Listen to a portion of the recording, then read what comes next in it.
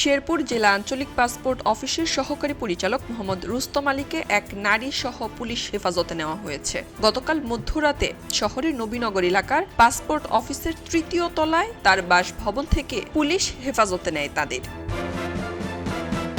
স্থানীয়রা জানান, মঙ্গলবার রাত 10টার দিকে পাসপোর্ট অফিসের ৩য় তলায় সহকারী পরিচালকের বাসভবনে এক অপরিচিত নারীকে প্রবেশ করতে দেখেন স্থানীয়রা। পরে বিষয়টি নিয়ে সন্দেহ হলে স্থানীয়রা ওই নারী ও সহকারী পরিচালককে সেখানে অবস্থান করতে দেখে এবং পুলিশকে খবর দেন।